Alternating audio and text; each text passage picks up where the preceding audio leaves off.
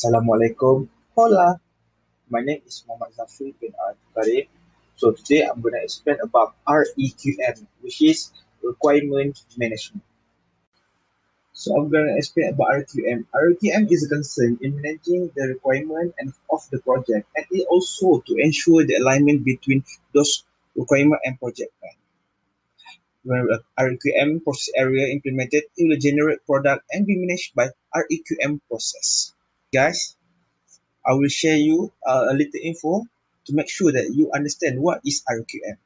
Basically, RQM is a process documenting, analyzing, and agreeing on requirement, and then controlling change, communicating to relevant stakeholders. Don't you get it? What I mean? So today, I'm going to explain about specific practice that we use in RQM. The first one is SP 1.1, understand the requirement.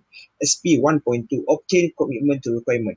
SP 1.3, manage requirement change. SP 1.4, maintain traceability of requirement. SP 1.5, ensure alignment between project work and work. The purpose of activity SP 1.1 is to reach understanding of the requirement with the requirement provider so that the project can be developed by understanding the requirement. The second one is easy to make objective of the project, and it also achieve the project objective.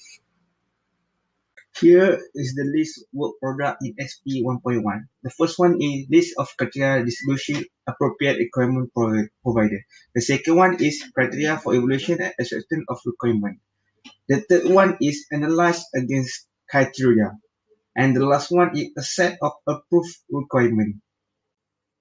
The first sub-practice is establish criteria for distribution appropriate requirement provider.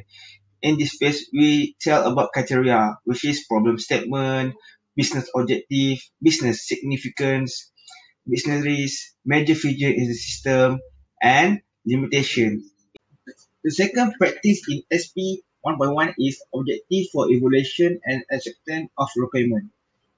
In this phase, we have four things: clearly, probably states, complete, traceable, and verifiable.